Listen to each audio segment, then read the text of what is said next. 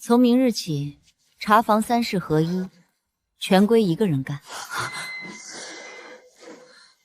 一句话把我从跑茶的变成了端茶、洗茶、跑茶全包的杂役。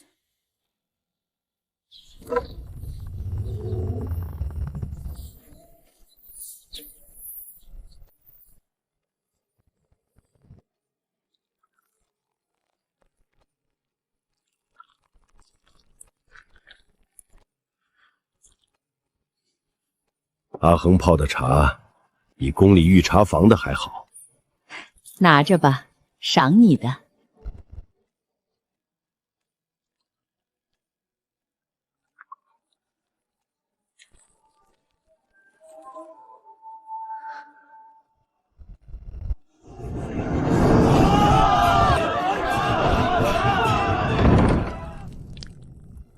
阿红，听说世子夫人进门后，侯夫人就得把管家权交给她了。可她出身薄府，能管好咱们侯府的事吗？主子的事轮不到咱们议论。从明日起，各房各院裁撤重复差事。茶房端茶的、跑茶的、洗茶具的3事合一，全归一个人干。阿红，你说世子夫人是什么意思？咱们茶房是不是要出大事了？放心，我有手艺在身，总不至于饿死。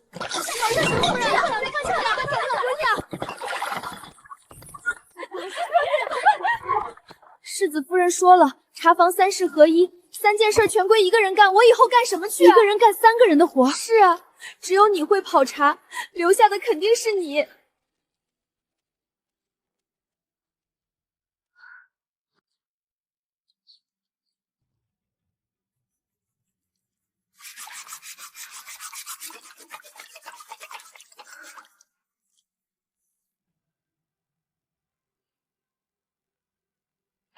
阿恒，夫人的早茶呢？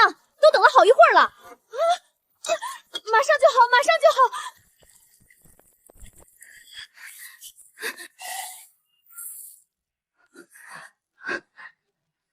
今天的茶太苦了。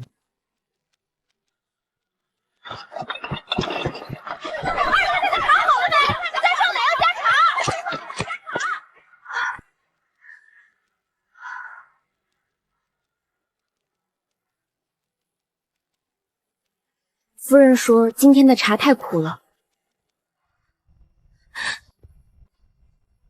阿恒，快来！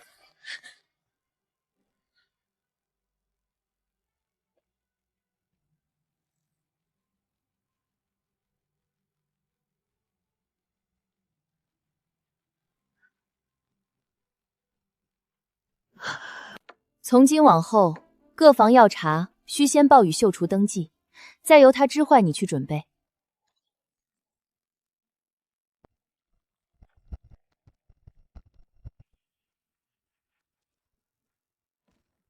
侯爷问茶怎么还没上？客人都到了。秀菊姑娘还没来说要茶呀？还要谁说？昨天就吩咐你了。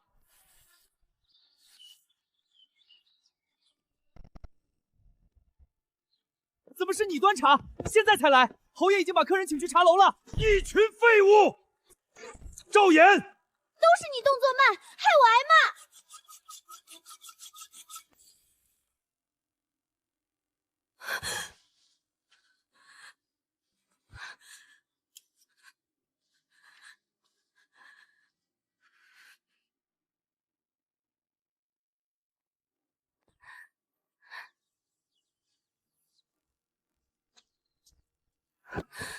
你就是阿恒，侯爷的茶是你耽误的。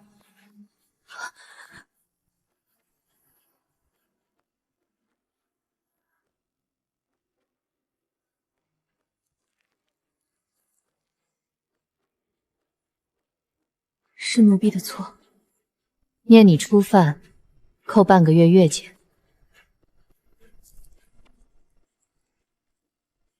谢夫人。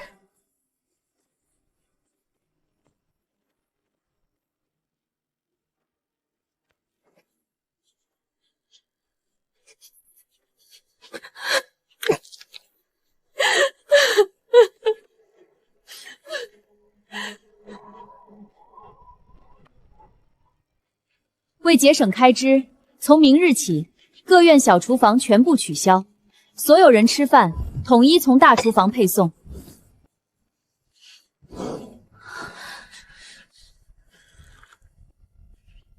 老夫这胃可经不起大厨房的油腻。老身吃素几十年，这菜里怎么有荤腥？连口热汤都喝不上。云儿做事有魄力，这侯府就该好好整顿整顿。不吃了。这菜里有肉，我的肚子！快请大夫！少奶奶动了胎气。胡闹！这些规矩是老侯爷定下的，几十年好好的，他一个新媳妇懂什么？云儿也是为了家里好，年纪轻不懂事，慢慢改就是了。让他消停点，别再给我添乱。这只银餐配你，这匹布你拿去做身衣裳。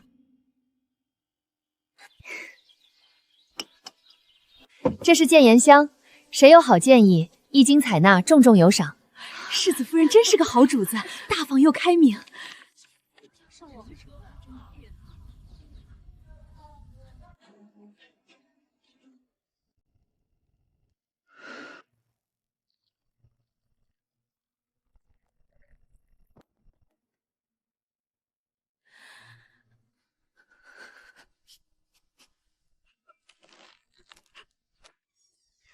阿恒，你怎么瘦了这么多？眼睛下面全是青的。睡不够。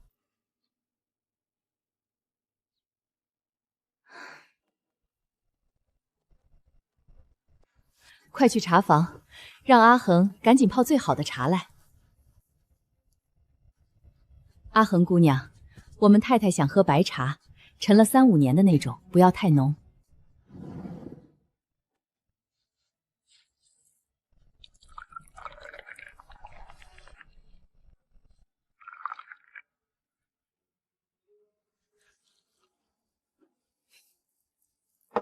这茶是谁泡的？茶房一个丫头叫阿恒，泡得好。白牡丹最怕闷，她这个火候恰到好处。这丫头以前确实不错，不过最近精简人手，她又要泡茶，又要端茶，又要洗器具，忙不过来，茶汤也不如以前了。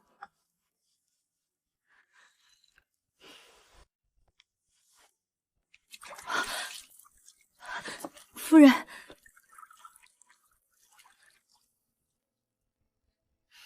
你一个人一天要泡多少茶？多的时候20来次。我姑母那天说的话你听见了？她说侯府的茶不如从前了。我嫁进来之前就听说过永宁侯府的茶是一绝，没想到才1个多月，这一绝就没了。茶房的差事我重新安排，你先把你的事做好。阿红姐姐，我是阿谭，夫人让我来茶屋帮忙。阿红姐姐，你教我洗茶具吧，我学东西可快了。好，姐姐教你。洗器具要轻，盛化斗彩的杯子碎了可赔不起。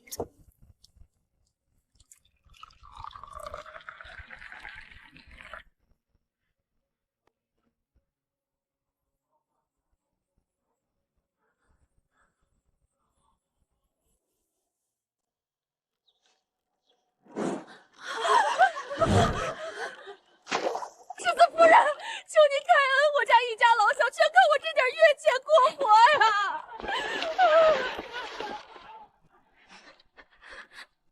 阿恒，你说世子夫人到底是好人还是坏人？她也是想把自己的事做好吧。可她做好自己的事，我们就活不下去了。世子夫人是个能干的，只可惜能干过了头。我们侯府的规矩是老侯爷定下的，几十年的老规矩能随便改吗？改完了还不如不改，这不是瞎折腾吗？大嫂，你要是觉得府上开支大，不如先把自己嫁妆拿出来贴补。我听说安阳伯府陪嫁了好几间铺子，收益应该不错吧？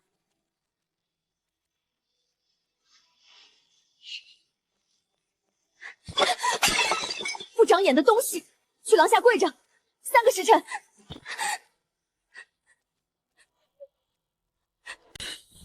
套车回府。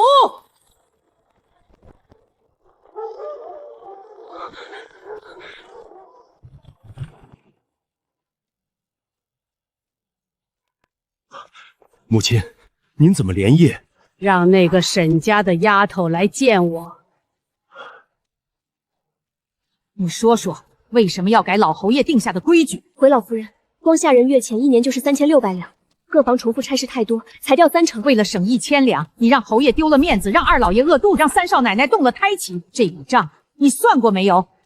老侯爷当年定下1人1事的规矩，不是为了排场，是为了不乱。一个人只管一件事，不会乱，不会推诿，不会出错。你以为你裁的是人手，你裁的是我侯府的根基。规矩改回来，人手恢复了，以后府里的事不劳世子夫人操心了。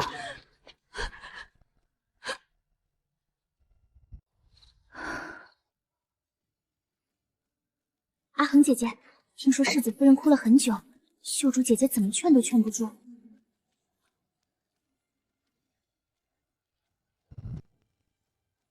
阿恒，世子夫人说了，老夫人的吩咐自然要听，但府圣上开支却多舍得，各房还得说对事。从今日起，茶房业配额减半，每天的茶改用隔夜水泡，能省则省。隔夜水泡茶，那还能喝吗？世子夫人说了，先熬过这个月再说。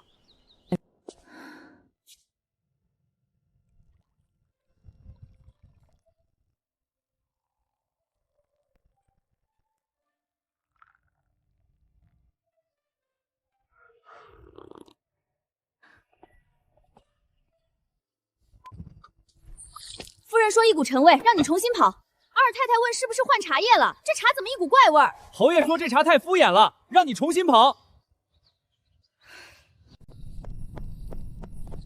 嬷嬷，茶房要领活水。世子夫人吩咐了，活水有限，只够厨房用，茶房没有。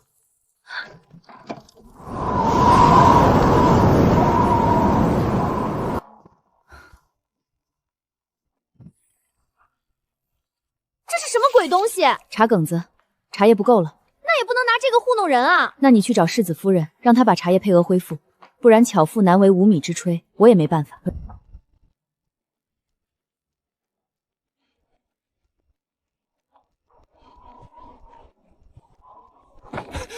阿恒姑娘，世子爷书房来了贵客，新任苏州知府，点名要最好的碧螺春。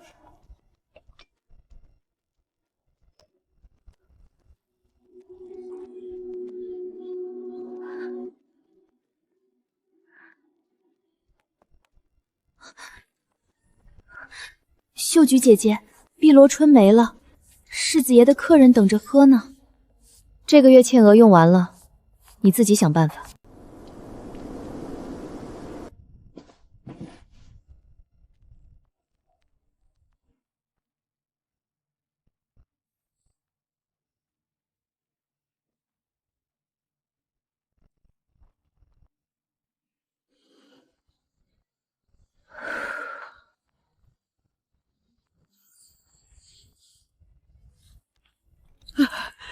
老夫人这是喝了凉茶刺激了胃，老毛病犯了。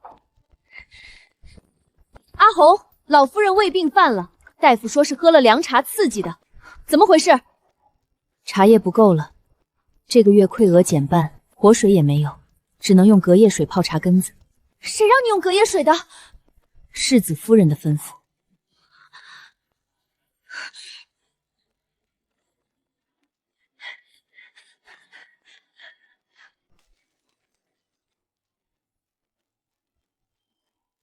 叫侯爷来见我。我不管你侯府的账本写了什么，也不管你开源还是节油，我只说一句：从今天起，我的茶每天照旧，龙井活水由阿恒来泡，缺1两茶叶，缺1滴活水，我唯你是问。阿红姐姐，我听说侯爷回去以后把世子爷叫到书房臭骂了一顿，说世子夫人再这样折腾下去，侯府名声都要败光了。还说让世子爷管管自己的媳妇儿，管不好就别怪他不客气。还有呢，我听说侯夫人也跟世子夫人说了，让她消停点，别跟老夫人对着干。老夫人是侯爷的亲娘，得罪了老夫人，谁来了都保不住她。这些话你怎么来的？我去厨房端点心，听厨房婆子们在传。别传这些话，传出去对你不好。嗯。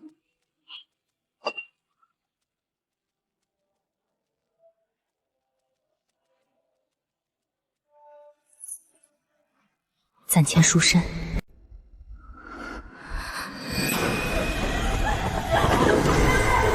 沈云，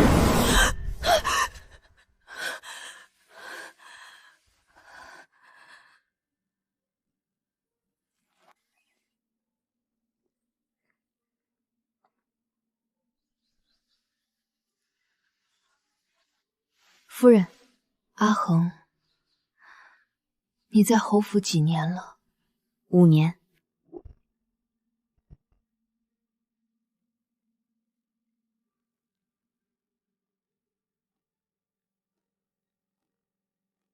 回世子夫人，奴婢一个人确实应付不过来，但如果能恢复从前的人手和配额，奴婢有信心把茶泡好。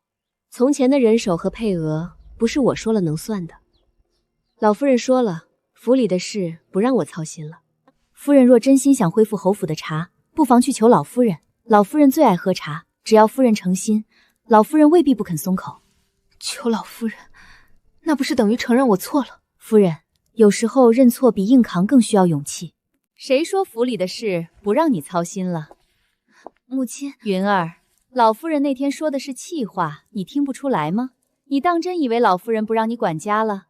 你是世子夫人，将来的侯夫人，这家你不当谁当？母亲，你的心是好的，就是太急了。你刚进门，脚跟还没站稳，就大动干戈的裁人改规矩，这不是给自己入敌吗？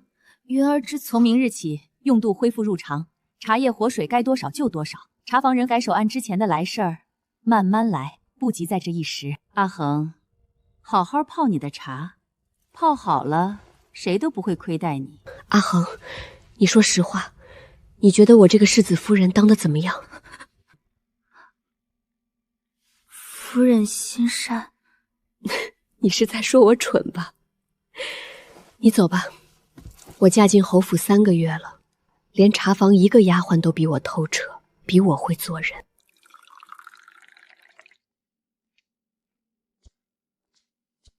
老夫人赏的，说阿恒姑娘茶泡的不错，谢老夫人赏。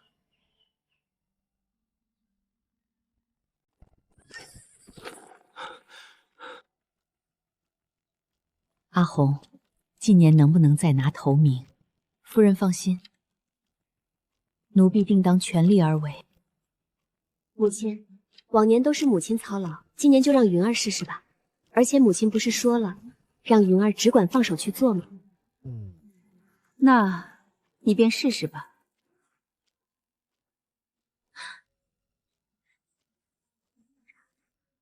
他想在茶宴上动手脚。往年都用龙井，贤妃娘娘也喜欢龙井，怎么突然换大红袍？母亲有所不知，我前日进宫给娘娘请安，听女官说娘娘最近喝腻了绿茶，脾胃不太好，想换换口味。大红袍性温，香气浓郁，正是秋日佳景。你确定？云儿确定，母亲放心。夫人，大红袍我泡过，但要泡出最好的味道，和龙井的手法完全不同。只有3天时间了。你是怕你泡不好？能不能先用大红袍试泡几次？不用，我相信你的手艺。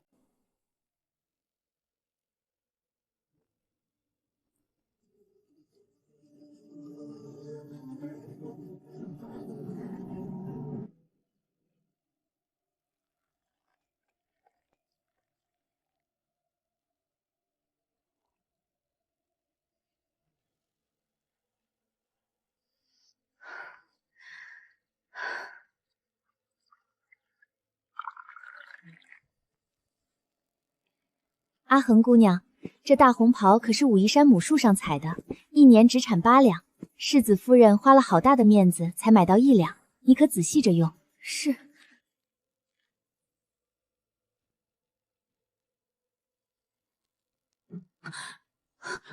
拿好了没有？贤妃娘娘和各位夫人都入座了。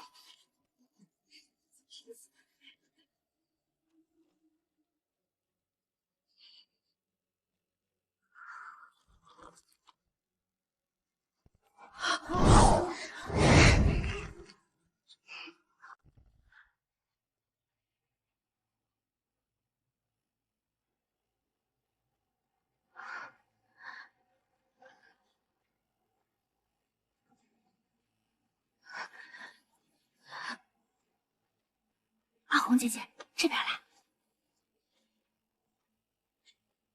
你疯了！贤妃娘娘的茶叶你也敢搞鬼？你知不知道侯府的脸面就被你丢光了？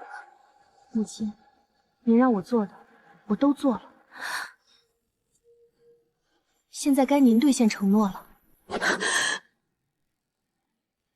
阿红姐姐，世子夫人这是被人当枪使了。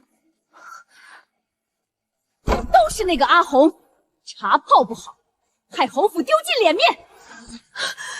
打他20板杖，以儆效尤。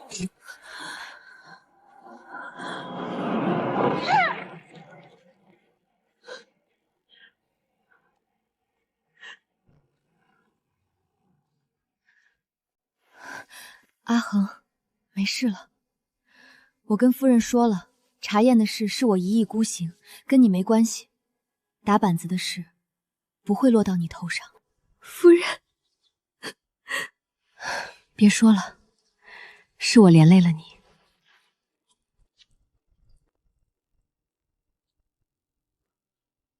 阿红姐姐，世子夫人还挺好的。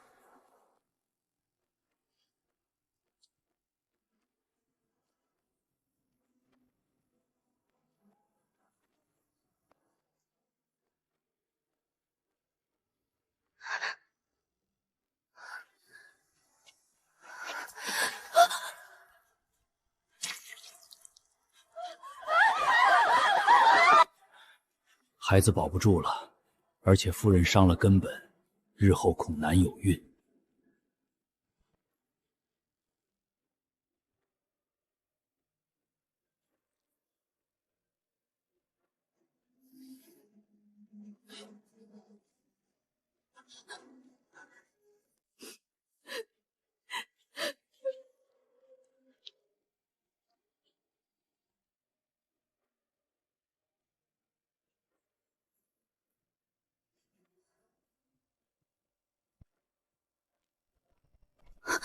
母亲，您让我做的我都做了，现在该您兑现承诺了。你是世子夫人，将来的侯夫人，这家你不当谁当？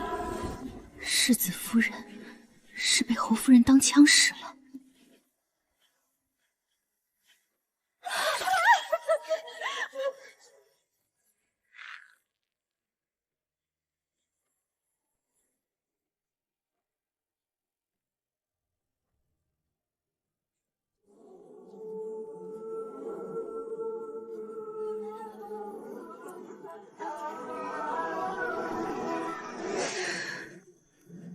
他想博得婆母的信任。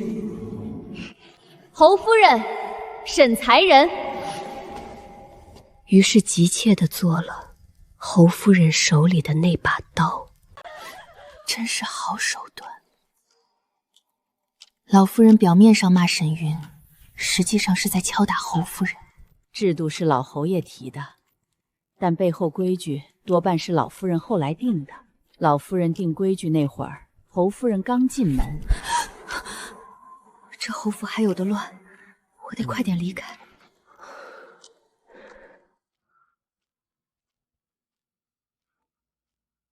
阿恒，你说一个人做错了事，是不是就再也没有挽回的余地了？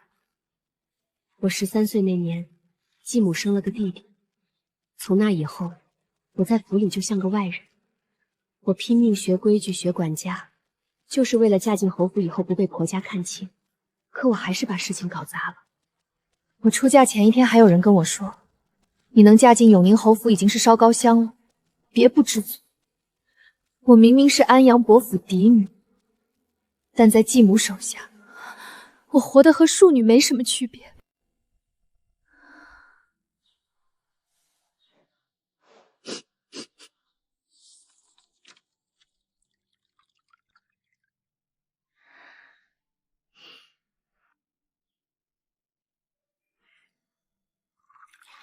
侯爷，比宫里的还好。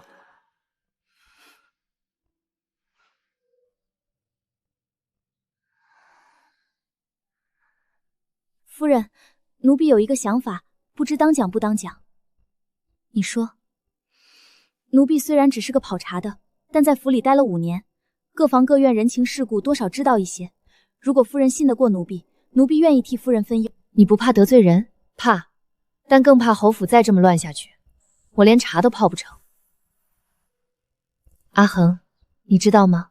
我小产那天你送来的那杯茶，是我嫁进侯府以来喝过的最好喝的东西。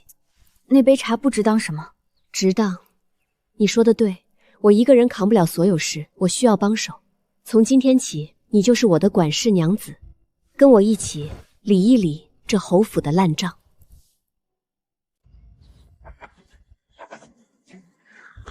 唉，林小夫人吧，晚上请老面只关心事。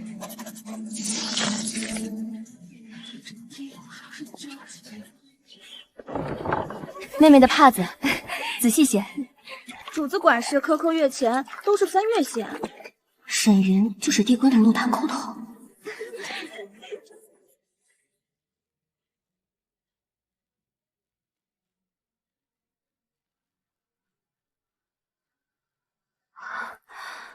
阿恒，你这个脑子之前只跑茶真是屈才了。奴婢就只会跑茶和记这些鸡毛蒜皮的事。这不是鸡毛蒜皮，这是命脉。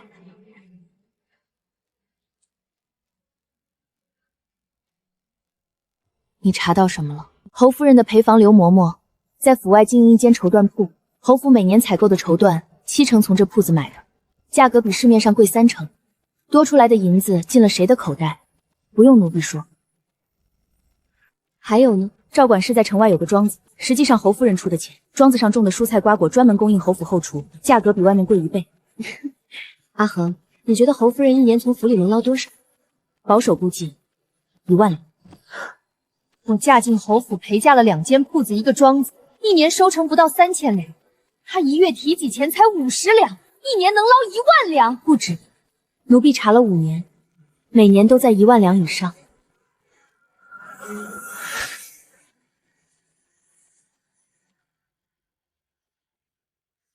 我要拿回管家权。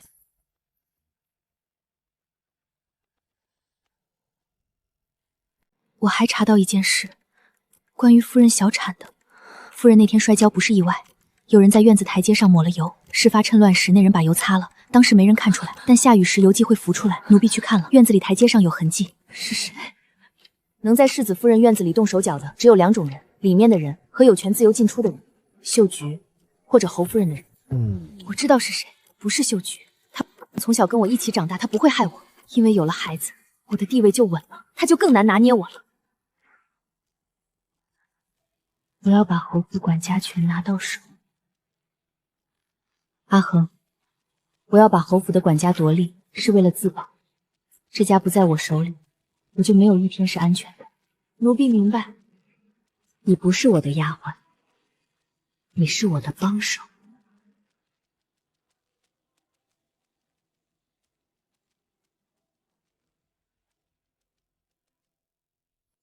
不急，要等一个合适的时机。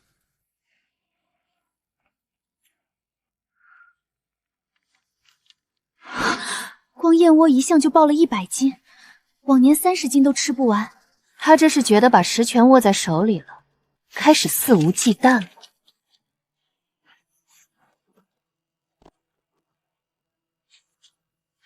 100斤燕窝，他当侯府是开铺子的。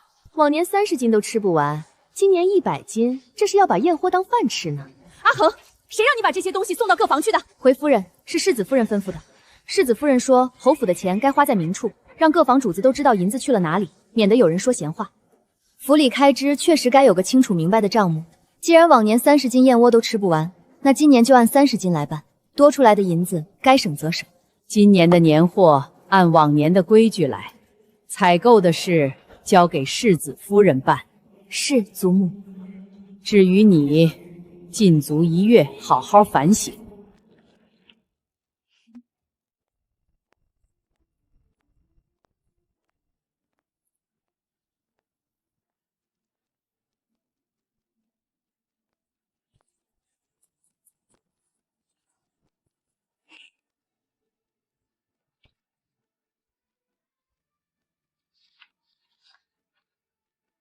阿红，这是你的。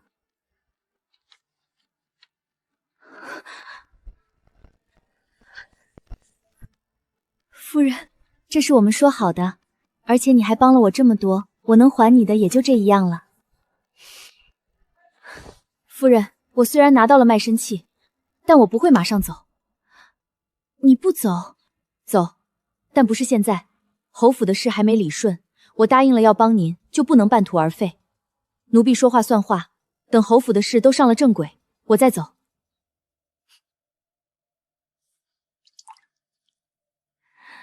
阿恒，谢谢你。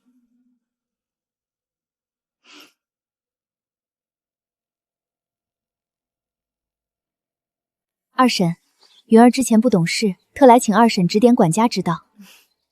三弟妹，这是上好的血烟，给你补身子。大嫂太客气了。世子夫人最近懂事多了。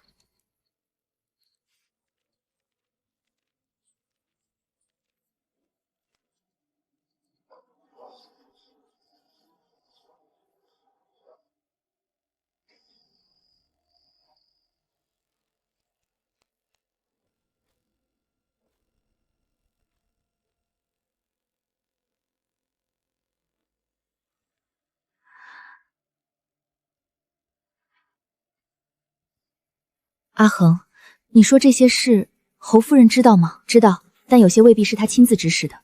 那你说该怎么办？奴婢有个主意，咱们不急，一步一步来，就像泡茶一样，水温要慢慢升，不能急，急了茶就苦了。祖母，阿红要走了，我想让阿谭接手茶房，但阿谭年纪小，不懂采买门道，不如以后茶叶的事交给祖母院里的人来管。也好，茶叶是我日日要喝的，交给自己人管也放心。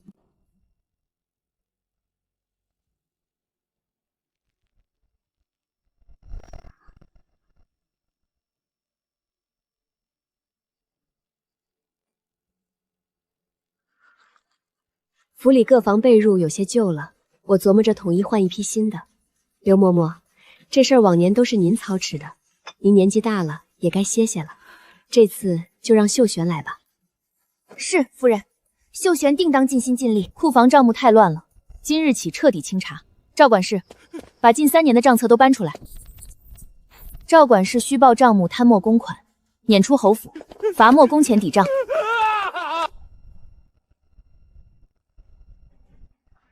侯夫人这是骑车保帅呢。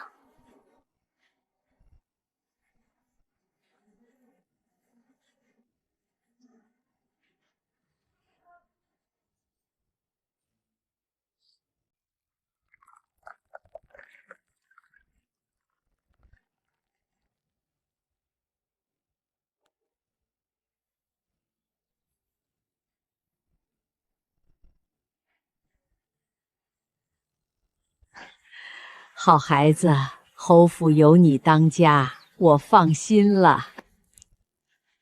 云儿，以前是母亲不对，让你受委屈了。你是个能干的孩子，侯府交给你，我放心。母亲言重了，云儿年轻，还有很多不懂的地方，还要母亲多多指点。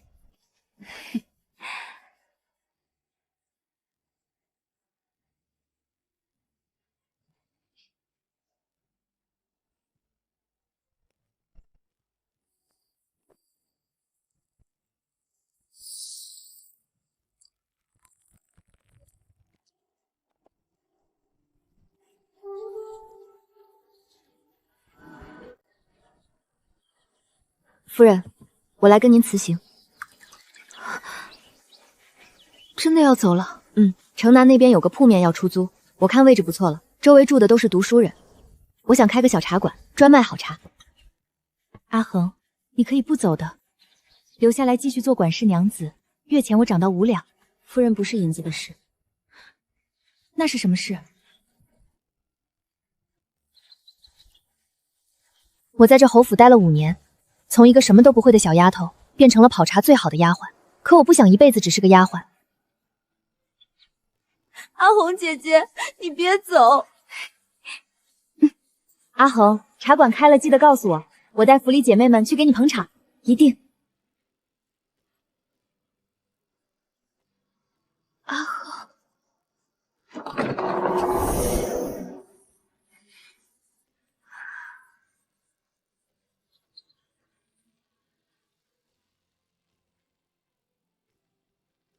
不是赏你的，是入股。你开茶馆，我入股，年底要分红。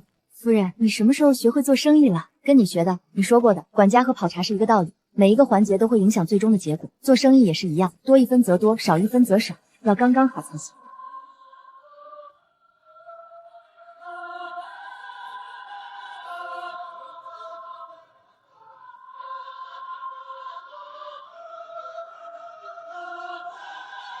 沈月，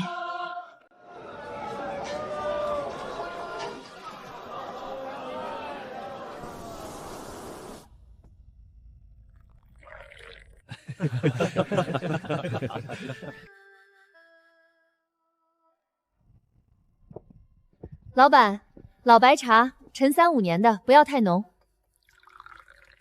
夫人，你怎么来了？当然是想你的茶了。阿恒，你的茶还是这么好。那当然，跑茶这件事我从来没放下过。阿恒，你说咱们当初要是没闹那一出，你现在是不是还在侯府跑茶？也说不定。也许我早就攒够了银子，出来开茶馆。那我呢？我要是没闹那一出，现在会是什么样？可能还是那个一心想把家当好，却不知道该怎么办的世子夫人。也是，没有那一出，我可能一辈子都不知道自己错在哪里。茶凉了就不好喝了，真好。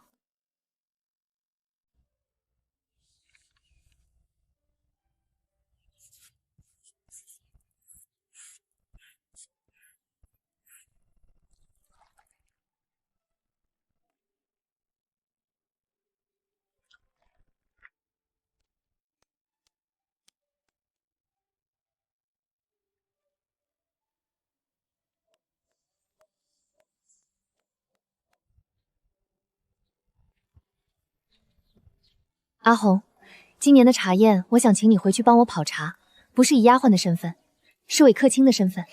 夫人还是这么直接。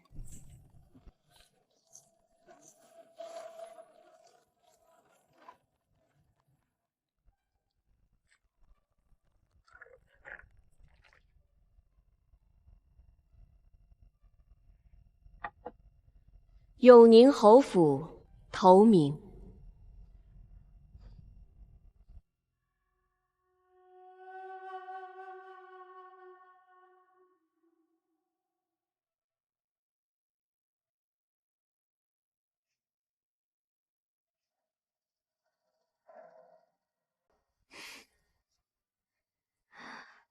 他终究还是不死心。夫人打算怎么办？你觉得呢？夫人有没有想过，侯爷最看重什么？面子。对，侯爷最看重侯府的脸面。流言这种事，伤的不是夫人的脸面，伤的是侯府的脸面。夫人与其自己去辩解，不如让侯爷自己去听、去看。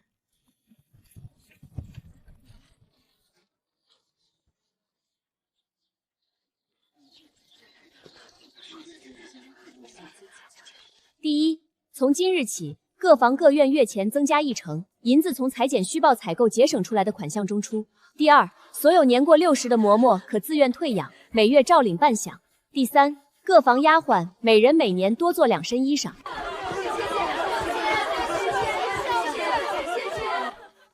这才是真正的高手，不是去斗倒敌人，是让敌人变得无关紧要。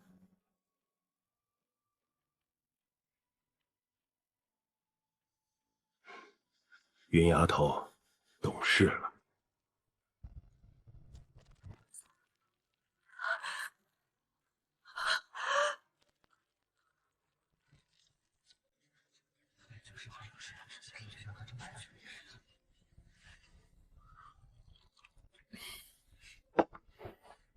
姑娘，你这茶馆的茶是我在京城喝过最好的。多谢先生夸奖。我姓方，在户部当差，过几日有几场重要的茶局要办，想请姑娘去跑茶，不知道方便不方便？方大人客气。茶府规矩，外出跑茶300文一次，茶叶另算。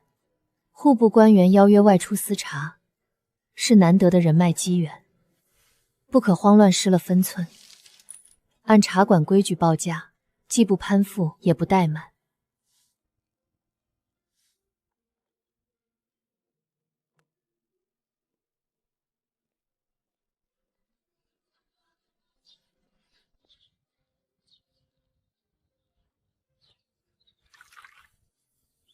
这位老板娘的茶比京中好些大茶馆的还好，不知是哪家出身？小女子出身不过是一介平民，只是运气好，得了永宁侯府世子夫人沈氏点拨罢了。永宁侯府的世子夫人？是，世子夫人向来重视茶道，时常督促小女子精益求精。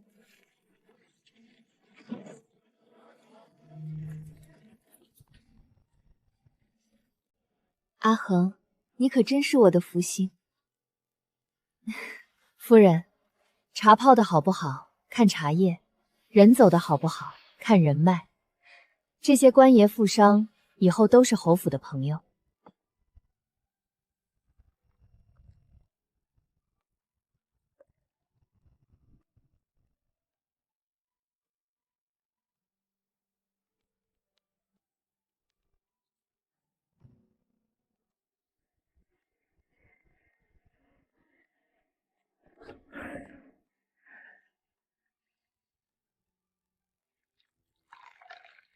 手腕再松一点。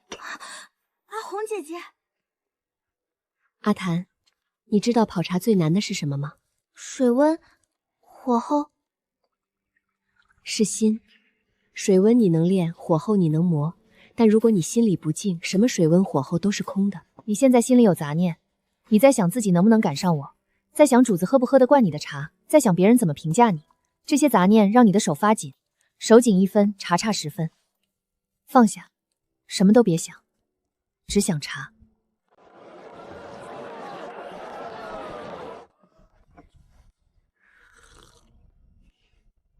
还差2分。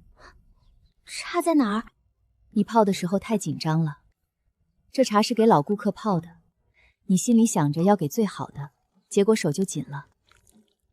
泡茶的时候，别想喝茶的人是谁，天王老子来了，也是这一泡。听说这家茶馆的老板曾在永宁侯府当过茶房丫鬟。是，在侯府茶房待了5年。侯府的茶我喝过，确实是精诚一绝。你是跟谁学的？最开始跟茶房的老嬷嬷学，后来自己翻茶经琢磨。光看茶经能学到这个地步？这个手法茶经上没有，是我练出来的。姑娘，宫里礼部每年要办春宴和秋宴，缺一个懂茶的司茶，不是宫里的太监，那些只会泡大锅茶。我要的是真正懂茶的人，不知姑娘愿不愿意？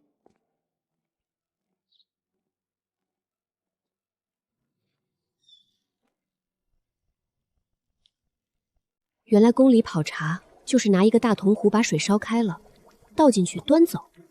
难怪周大人说只会泡大锅茶。从今天起，这茶库的茶我来泡。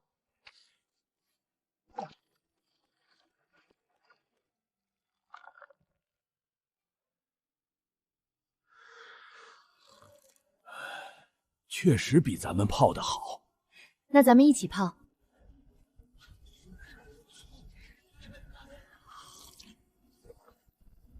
这茶是谁泡的？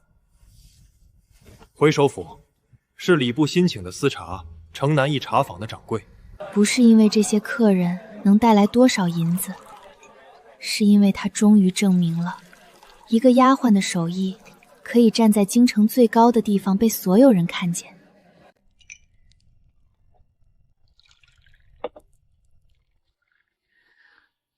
阿檀的茶虽不及阿红，但也足够撑起永宁侯府的门面了。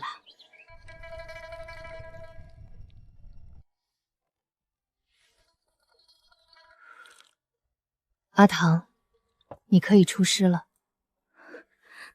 阿恒姐姐，我没什么能报答你的，我以后泡的每一杯茶都会按你教的来。不用报答我，把这句话交给下一个学茶的人就够了。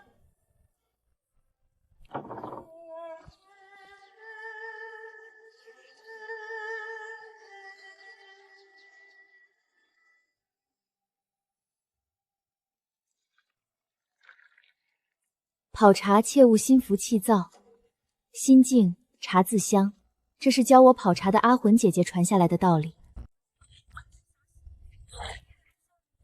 阿红，我不想洗衣服了，但我也不像你，我不会泡茶，没有手艺，出去了能干什么？我这茶馆缺一个管事的，不用你会泡茶，你只要帮我管好账目，招呼客人，安排雅间。你以前在侯府干的就是迎来送放的事，这方面你比谁都强。你是说真的？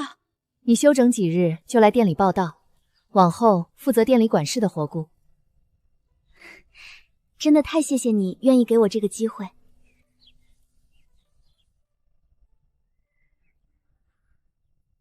卢叶，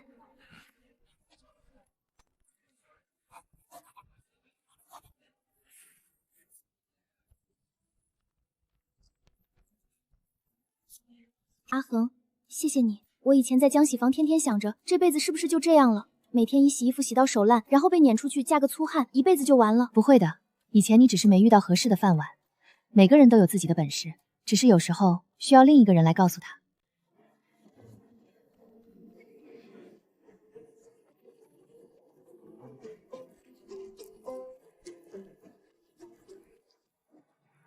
是你。夫人安好。你那茶馆开得怎么样了？托夫人的福，生意还行。你泡的茶确实好，以前是我不识货。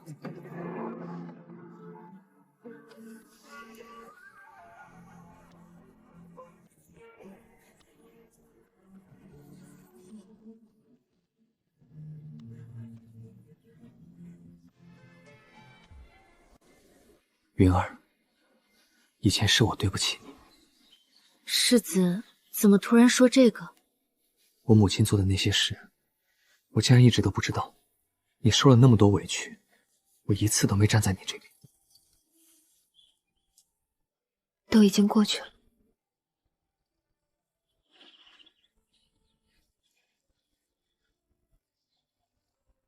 以后我会站在你这边的。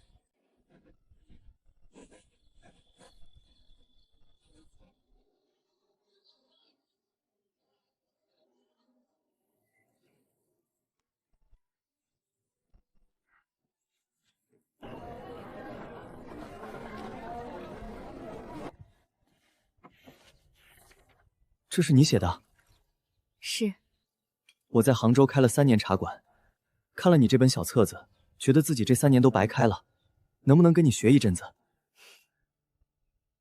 行，但得交学费，1天50文，包吃包住。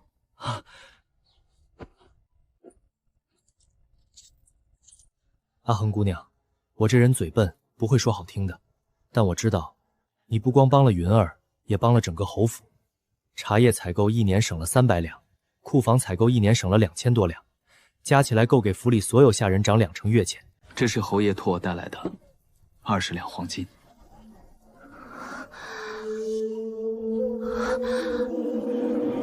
侯爷说这不是赏赐，是谢礼，谢你帮永宁侯府保住了规矩，谢你没有在沈云最难的时候踩他一脚，你是我们府上出去的丫头的骄傲。世子爷，这帮恩业收下，不是为了侯府，是因为世子夫人值得。她是我见过最苦的人，也是我见过最不服输的人。阿红，你知道吗？去年你在宫宴上查出的那些账目，我看了整整3遍，每一笔都对得上。我以前一直觉得自己是世子夫人身边最能干的人，看了你做的那些事，才知道什么叫能干。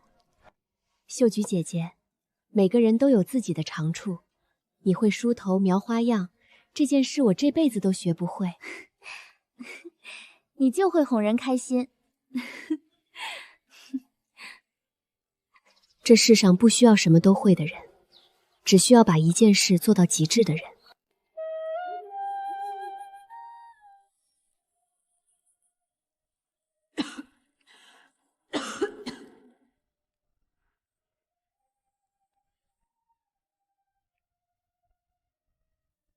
你要回老家？母亲病得不轻，我让赵衍派人护送你回去，银子够不够？够，夫人放心。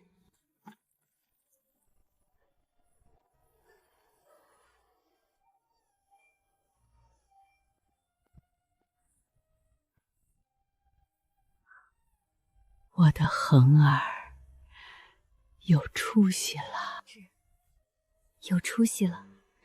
娘，你放心养病，银子不用愁。不是银子的事，是看到你活得好，娘放心了。跑茶真能养活自己？能，不但能养活自己，还能养活别人。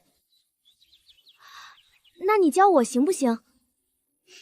行，但得下苦功夫。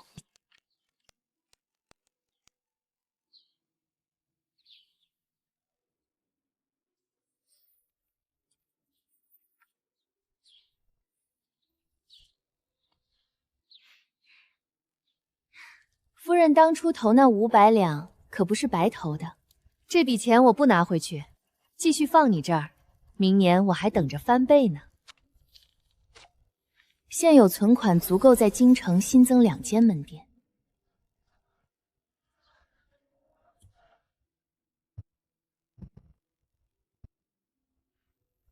茶好不好不是一块匾说了算的，是客人喝了以后会不会再来。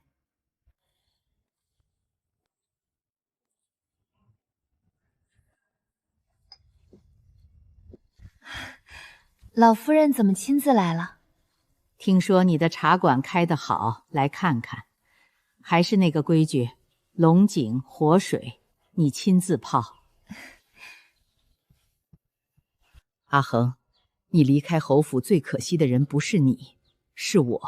我这辈子喝了多少丫鬟泡的茶，只有你泡的茶让我觉得不是在喝茶，是在喝手艺。老夫人，您只要想喝，随时来。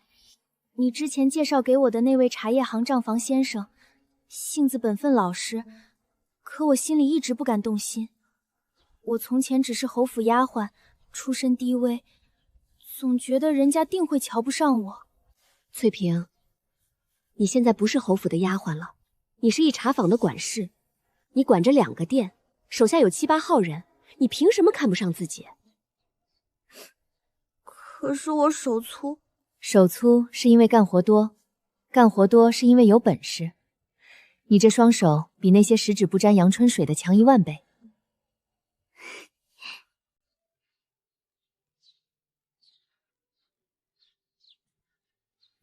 我想好了，这孩子的小名就叫恒儿，恒是你的恒字，取一半。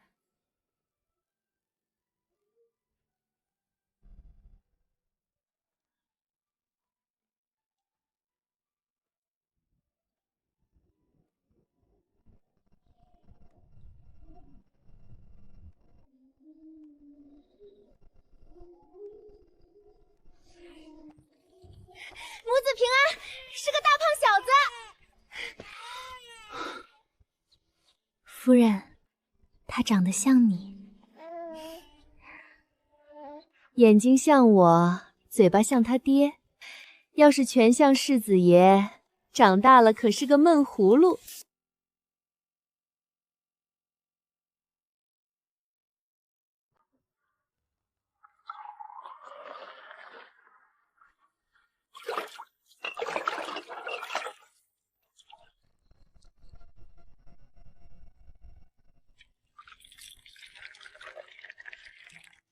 5年侯府煎熬苦练，才有今日一口回甘。所有苦都值得。你一个人管2家茶馆，还要去宫里司茶，不累吗？累，但比在侯府端茶洗碗的时候轻松多了。那时候每天醒来第一件事是担心今日受罚，现在醒来只想今日泡什么新茶。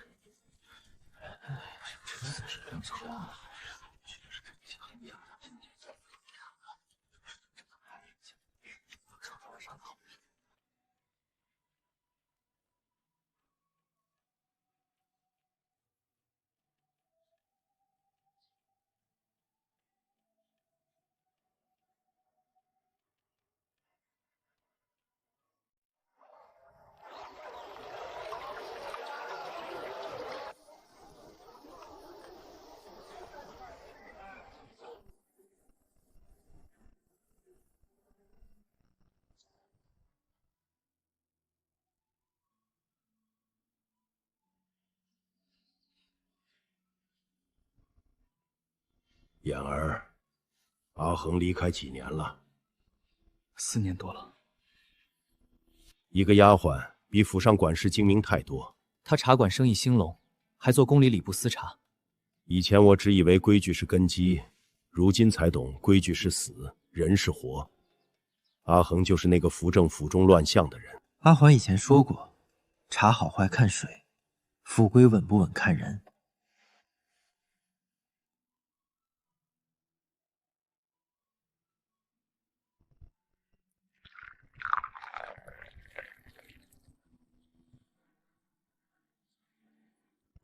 你不用应承。我娘走的时候是笑着的，这辈子最骄傲生了我，我做的还不够好。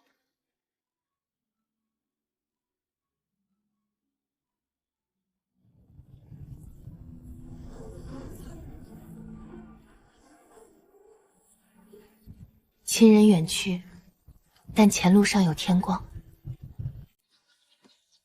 你想好了？京城已经站稳，想往江南走，那里茶道别有一番风味。那京城2间店怎么办？交给翠萍、阿谭打理，我每年回京对账品茶。说走就走，不是离开，只是走远一点。京城终究是我的家，侯府是起点，茶馆根基。江南是远方，四方茶汤皆是归处。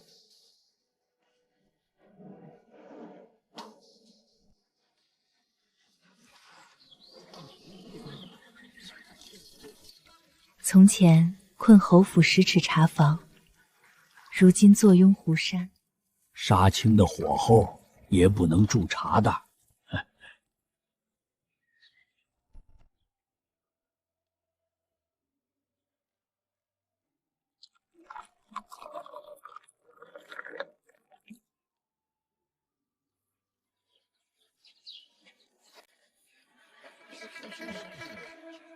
公爹，儿媳敬您，祝您福如东海，寿比南山。好，哈哈哈哈！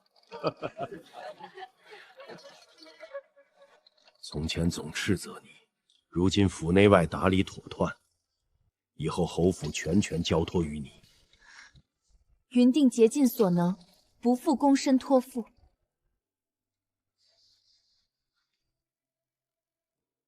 原来如此，执念放下，心自安宁。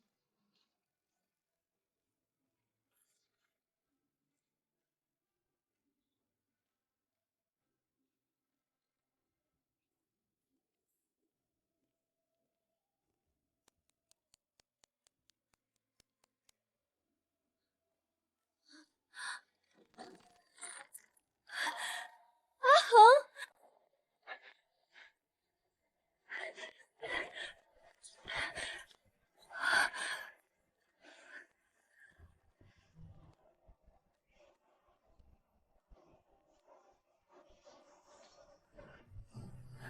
夫人，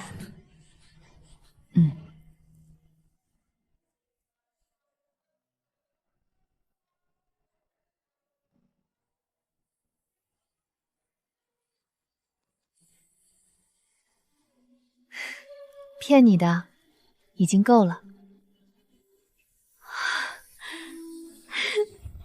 我叫阿恒，以前是永宁侯府茶房的丫鬟，现在是京城一茶坊的掌柜，泡了15年的茶，洗过上万个杯子，伺候过上百位客人。